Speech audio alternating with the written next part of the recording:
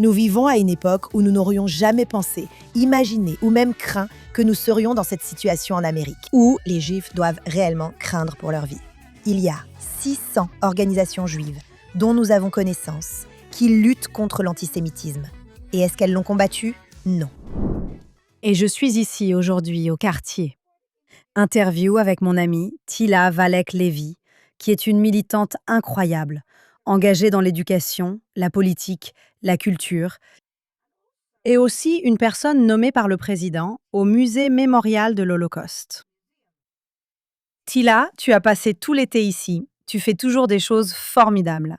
Mais je voudrais commencer par te parler du rôle auquel le président Trump t'a nommé au musée mémorial de l'Holocauste, ce qui, pour moi, mène au travail plus large qu'il reste à faire pour lutter contre l'antisémitisme, ce que je sais que tu faisais, tu sais, tu es américaine, tu es née là-bas. Comment vois-tu les choses en ce moment, surtout dans ce nouveau rôle que tu occupes? Tout d'abord, je suis extrêmement honorée d'avoir ce rôle. Le président, c'est la seule façon d'intégrer ce conseil, c'est par une nomination présidentielle. Donc c'est quelque chose auquel je n'avais jamais pensé ou même rêvé. Mais des amis ont proposé mon nom et j'ai été choisie. Bravo à toi. Donc je suis très honorée de l'avoir. C'est une énorme responsabilité. Ma grand-mère est aussi une survivante de la Shoah. Nous avons grandi avec toutes ces histoires. Je ne suis jamais allée à la marche des vivants parce qu'elle ne voulait pas que nous y allions. Et elle a, grâce à Dieu, 96 ans. Et elle dit que tant qu'elle sera en vie, elle ne veut pas que ses enfants ou petits-enfants mettent un pied en Pologne. Mon mari dit la même chose d'ailleurs. J'y suis déjà allée. Lui, il refuse d'y aller pour la même raison. Écoute, je n'y suis jamais allée. Et je ne sais pas si, disons, dans 50 ans, quand elle ne sera plus là, je ne sais pas si j'irai ou pas. Je ne pense pas que ce soit important pour moi d'y aller. Je ne ressens pas le besoin d'y aller. Mais je pense que c'est important pour mes enfants et leurs enfants. Ils n'ont pas grandi avec les histoires de leur grand-mère. Exactement. Donc pour moi, venir d'une famille où ma grand-mère a littéralement survécu, enfant de 9 ans, dans la forêt avec les partisans, puis me retrouver dans une salle de réunion qui représente la persévérance de cette histoire, c'est un honneur incroyable, mais c'est aussi une énorme responsabilité. Oui. Il y a des personnes incroyables dans ce conseil. Il y a des dirigeants juifs, des sénateurs non juifs, des responsables élus. Vraiment, c'est un conseil immense, composé de personnes d'horizons culturels divers qui discutent de tout. Donc la priorité numéro 1 pour le musée de l'Holocauste est de préserver l'histoire des survivants et des personnes, ainsi que l'accès que nous avons à ces récits. Soit grâce aux informations recueillies par l'armée américaine après la libération des camps, soit directement auprès des survivants eux-mêmes. Et la plus grande collection d'artefacts ou de mémoriaux liés à l'Holocauste appartient au musée de l'Holocauste. Et il y a un entrepôt hors site, où je ne suis d'ailleurs pas encore allée, où ils conservent tout, des vêtements des gens jusqu'aux photographies. Et ces objets deviennent partie intégrante du musée lorsqu'ils sont exposés à tour de rôle. Maintenant, aujourd'hui, nous vivons à une époque où nous n'aurions jamais pensé. Exactement. Imaginez, voire craint, que nous serions en Amérique où les Juifs doivent réellement craindre pour leur vie. Je sais, tu sais, c'est quelque chose que je dis toujours, en grandissant en Europe, il y avait toujours une tension entre être juive et être européenne. Toujours liée à l'histoire. Mais l'Amérique n'a jamais été comme ça. Jamais. Être juive faisait simplement partie de la mosaïque, du creuset ou de la culture. Écoutez, je suis née et j'ai grandi à Miami. Jusqu'à aujourd'hui, je peux dire que je n'ai jamais personnellement vécu l'antisémitisme. Jamais. Mais mes enfants, oui. Où ça? Pas à Miami, mais quand ils ont voyagé dans différents endroits, comme New York. Waouh! Donc c'est très triste pour moi que seulement 2 générations plus tard, nous soyons déjà là où les Allemands ont commencé dans les années 1930. Oui. Le musée prend cela très au sérieux et fait beaucoup d'efforts pour lutter contre l'antisémitisme, à la fois en ligne et dans les écoles. En éduquant et en formant les enseignants des écoles publiques, les élèves et en donnant aux gens les outils, surtout au lycée, avant même qu'ils n'arrivent à l'université. Oui, pour pouvoir comprendre pas seulement l'antisémitisme, mais la haine. Oui. Qu'est-ce que ça veut dire? Et à quoi ça ressemble? Et c'est ce que nous vivons en ce moment. C'est très effrayant. Le fait est qu'il y a 600 organisations juives dont nous avons connaissance qui luttent contre l'antisémitisme. Et est-ce qu'elles l'ont combattu? Non. Pourquoi, Tila? Pourquoi? Je crois que c'est plus grand que nous. L'antisémitisme est quelque chose de négatif, de laid, une force existante qui, oui, c'est ça, oui, c'est une maladie. Elle n'a jamais disparu. Et nous ne pouvons pas la guérir. Oui. Et je ne pense pas que nous devions nous concentrer sur la guérison. Je pense que l'éducation est la priorité numéro 1. Cela devrait être notre objectif. Pas seulement dans le monde non juif, mais aussi dans le monde juif. Quand vous avez des enfants juifs, oui, qui ne savent pas d'où ils viennent, non, qui ont honte d'être juifs, ou qui ne se défendent même pas dans n'importe quel contexte en tant que juifs, ou pire encore, qui manifestent pour Students for Justice of Palestine. C'est là que nous avons échoué. Nous avons échoué envers nos propres enfants, et nous échouons maintenant envers les enfants de la prochaine génération. Donc, plutôt que de se concentrer sur la lutte contre l'antisémitisme, écoutez, oui, les personnes qui font quelque chose de mal et qui mettent en danger autrui devraient être arrêtées. Elles devraient être poursuivies en justice. Nous vivons aux États-Unis d'Amérique. Il existe des lois qui protègent les minorités. Malheureusement, les Juifs ne sont pas considérés comme une minorité partout, comme nous l'avons vu cette semaine en Californie. Mais il doit y avoir une forme de conséquence. Je ne pense pas que ce soit aux petites organisations juives et à quelques dirigeants de collecter des fonds auprès des mêmes 50 familles juives, qui veulent vraiment bien faire et qui ont vraiment de bonnes intentions, mais ça n'aboutit à rien. Donc, à mon très humble avis, je crois vraiment que l'éducation est l'antidote à la haine et à l'antisémitisme. Mais pas seulement à l'antisémitisme, à toute forme d'intolérance envers n'importe quelle minorité. Maintenant, quand la vie des gens est en danger, cela ne peut pas être une façon de les protéger. Si quelqu'un sort et attaque un juif, et parce qu'il vient peut-être d'un milieu musulman ou d'une autre minorité protégée, maintenant dans des endroits comme New York, cela ne devrait pas être une excuse. Parce que répondre à l'antisémitisme par l'islamophobie, cela ne va pas ensemble. Oui, vous savez, la Floride est devenue en quelque sorte un refuge pour tant de Juifs venant d'autres régions du pays. Et vous venez de Floride, donc vous n'avez jamais vécu cela. Mais vous savez, il faut vraiment que la situation soit mauvaise à New York, par exemple, pour que Goldman Sachs fasse ses valises et déménage en Floride. Goldman Sachs, c'est vraiment l'incarnation de New York. Ils ont créé la banque juive à une époque où les juifs n'étaient pas acceptés dans les autres banques. Et pour moi, c'était choquant. Je veux dire, New York l'a bien cherché en élisant cet idiot Mandani. Mais le fait que ce soit tellement normalisé et que plus personne ne pense que c'est mal, c'est essentiellement parce que les juifs ne sont plus considérés comme une minorité. Ou alors, quand on est une minorité qui réussit, on le mérite un peu. Que tous les Juifs ne réussissent pas. Je sais, à Miami. Je ne peux pas parler pour les autres États, mais même à Miami, nous avons des leaders communautaires et des militants formidables et incroyables qui sont très philanthropes et qui donnent à notre propre communauté locale. Et c'est pour cela que la communauté de Miami est ce qu'elle est aujourd'hui. Oui. Nous devons remercier 3 générations précédentes pour le leadership juif. Alors, quand les gens viennent à Miami et disent « c'est incroyable », ça n'a pas toujours été incroyable. Les gens se sont battus Bien sûr que durement. vous l'avez construit. Ils l'ont construit. Nous avons vraiment eu du mal à construire nos écoles, nos institutions, nos synagogues, nos centres communautaires juifs. Personne n'a donné. Bien sûr. Maintenant, Miami est un endroit où il y a eu des réfugiés latino-américains venus de nombreux pays pendant de nombreuses années. Il y avait aussi des Juifs, quand j'étais jeune, qui venaient de Russie. Oui. Il y avait des gens qui venaient, comme je l'ai dit avant, de pays d'Amérique latine, mais on avait aussi le Mexique, la Colombie, Cuba. La communauté juive, et pas seulement elle, mais toute la communauté de Miami, a été construite par les Cubains. Oui. Et à Miami, il n'y a aucune tolérance pour la haine. Immédiatement, quand il se passe quelque chose lié à la haine, que ce soit contre les Haïtiens, parce que c'est déjà arrivé, les Cubains, parce que c'est déjà arrivé, ou les Juifs, peu importe. Il n'y a aucune tolérance. Mais nos élus réagissent, notre police réagit, et nous travaillons ensemble au sein de nos communautés pour nous assurer que les gens sachent qu'à Miami, nous ne tolérons pas cela. Maintenant, vivre à Miami et voir des gens venir chez nous, bien sûr, c'est très flatteur et c'est super, il y a beaucoup de circulation, mais c'est difficile parce que moi, en tant que personne très impliquée dans la communauté juive, surtout en ce qui concerne l'éducation, nous n'avons pas assez d'écoles. Je veux que tout le monde ait une place dans nos salles de classe et nous ne les avons pas. Et donc maintenant, nous devons commencer à construire. Et j'espère vraiment que les personnes qui sont venues d'autres endroits comme New York ne font pas que profiter de nous, qu'elles puissent venir et qu'elles puissent s'intégrer et aussi investir dans l'avenir de leurs enfants. Parce que nous ne pouvons pas le faire seuls. Nous l'avons fait seuls pour une petite communauté. Maintenant, elle a doublé ou triplé de taille. C'est incroyable. Et nous avons besoin des personnes qui viennent de New York et de Californie, à cause de l'impôt sur la fortune, ou maintenant à cause de la nouvelle loi qui ne protège pas les Juifs, qui a été adoptée cette semaine et qui dit que les Juifs ne sont pas une minorité. Tout le monde est protégé, sauf les Juifs. Vous savez, ça devient vraiment effrayant. Bien sûr, Dieu merci, Israël existe et l'Holocauste n'est plus une réalité. Israël existe et beaucoup de gens peuvent venir en Israël. Mais en attendant, je crois vraiment très fortement que nous devons investir dans notre propre infrastructure et dans notre propre communauté. Et j'espère vraiment que les personnes qui arrivent vont nous aider. Je suis sûre qu'ils le feront, parce que les Juifs savent toujours comment contribuer. Maintenant, vous-même avez créé une école récemment. Pourquoi? Était-ce parce qu'il n'y avait aucun endroit où vous pouviez voir vos enfants étudier comme vous le souhaitiez, ou parce qu'il y a simplement un besoin croissant de plus d'écoles juives? Les deux. Donc, il y avait un besoin croissant d'écoles juives. Mes enfants allaient bien là où ils étaient. Nous avons eu un désaccord, mais ce n'est pas la raison pour laquelle l'école a été créée. Je suis devenue très proche d'une personne que j'admire et respecte énormément.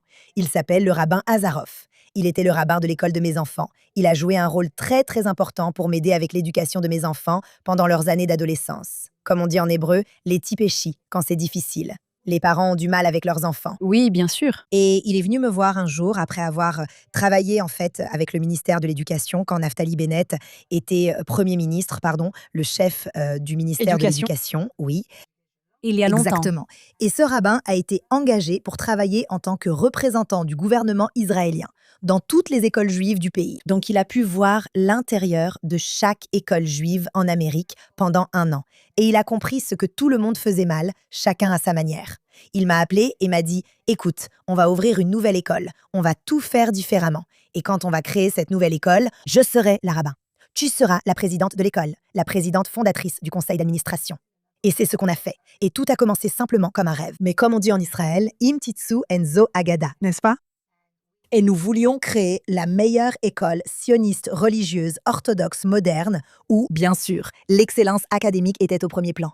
Mais un enseignement académique de pointe, un apprentissage expérientiel, des stages d'observation, du mentorat, pas simplement rester assis en classe à réciter des informations. Oui, Et nous avons créé un lycée qui n'existait pas, avec Israël au premier plan. incroyable.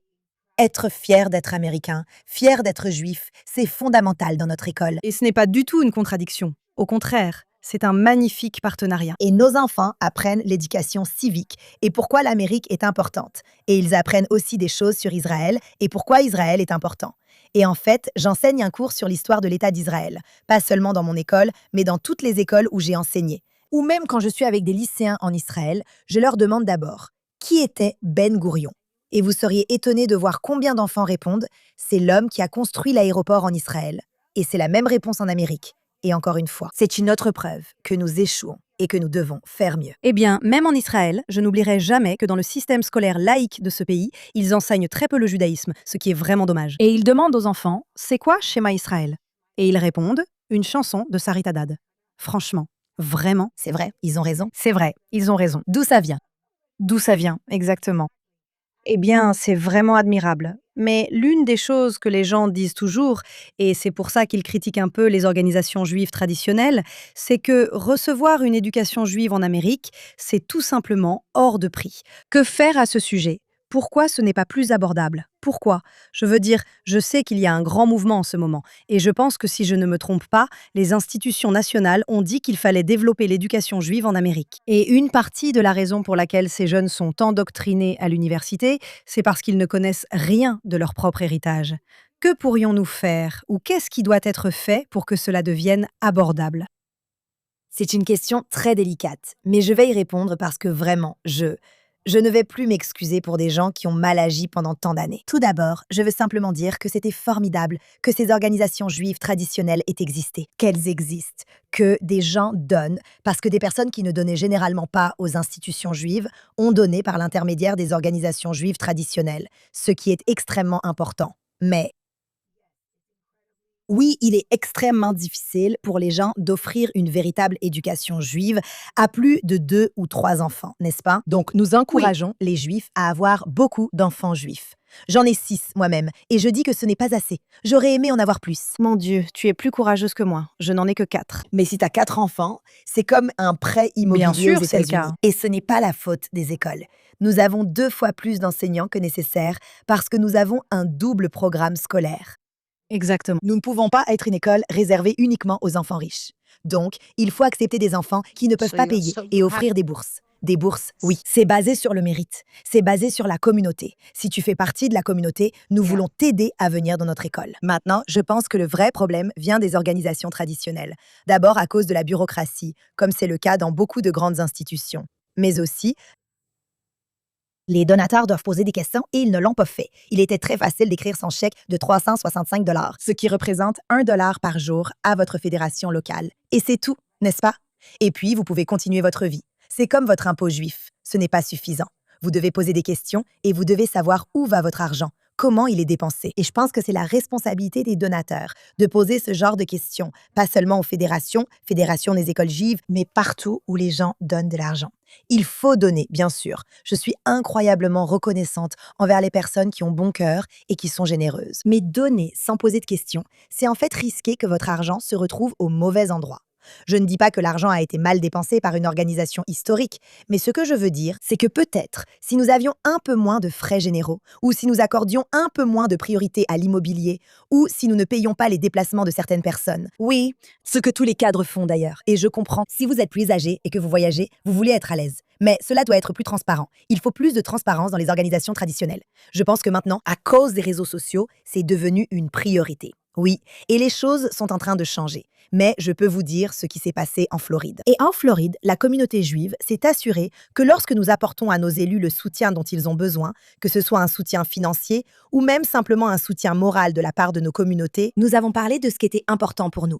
Et une partie de cela concernait le système des chèques éducation. Oui, la Floride a été le premier État sous le gouverneur DeSantis, qui est actuellement notre gouverneur, et il est incroyable. Oui, c'est un ami d'Israël, mais oublions Israël. C'est un partisan de la liberté de choix scolaire. Oui. Et pour les élèves, juifs, chrétiens ou musulmans, si je peux me permettre, parfois c'est aussi un petit problème. Parce que qu'est-ce qu'on enseigne dans les écoles? Donc encore une fois, c'est au gouvernement américain de décider, pas seulement de donner leur argent, mais aussi de voir où va leur argent. Pendant de très nombreuses années, nous avons fait du lobbying pour cela. Nous avons une organisation à Miami qui s'appelle Teach Florida, et elle a fait du lobbying pendant de nombreuses années. Qu'est-ce qu'un système de chèque éducation? C'est quand vous recevez un bon du gouvernement et que vous pouvez l'utiliser pour l'école de votre choix? Oui, mais je ne reçois pas l'argent. La façon dont ça fonctionne, c'est si je fais la demande. Ouais. Je leur dis dans quelle école vont mes enfants et ils payent l'école.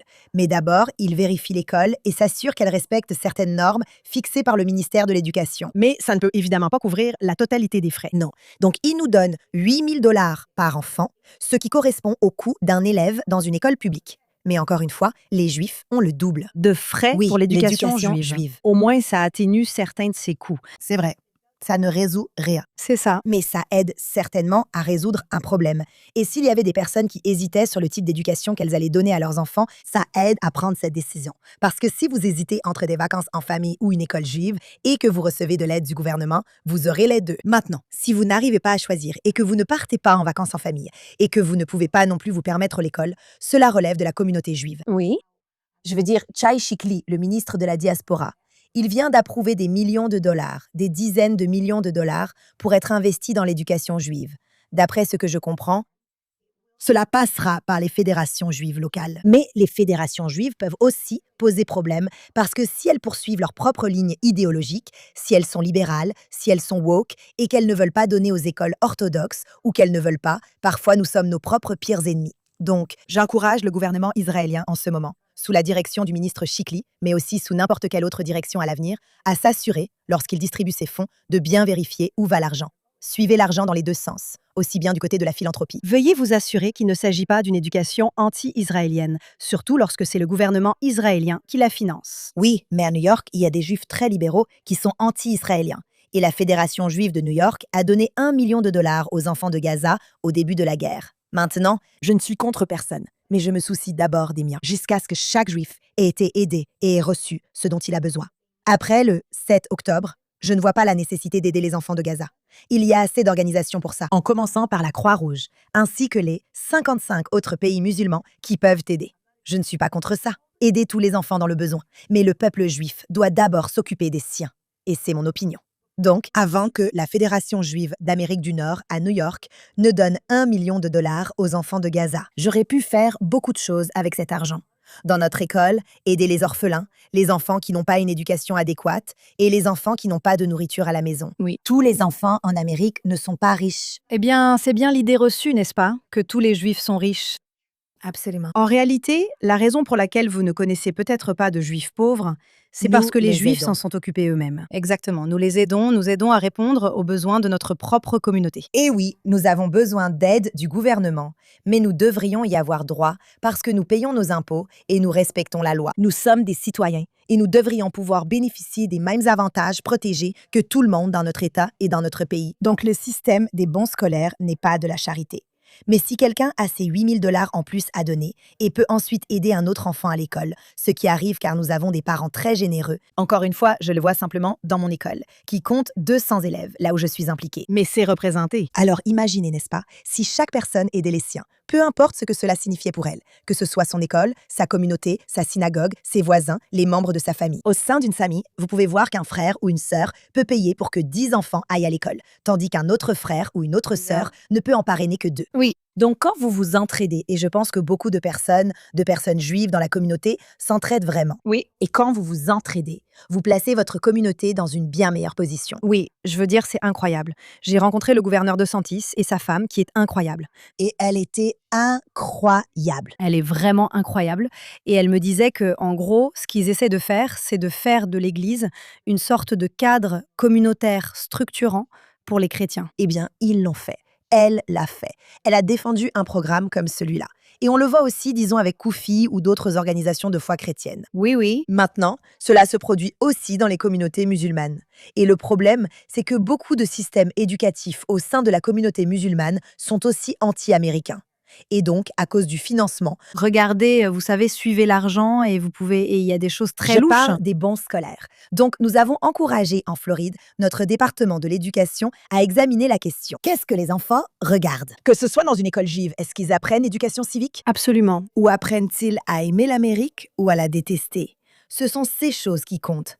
Et donc, nous voyons maintenant que les islamistes ont en fait construit des communautés partout en Amérique. Et les deux États qui n'ont pas encore été infiltrés sans assimilation, disons, c'est la Floride et le Texas.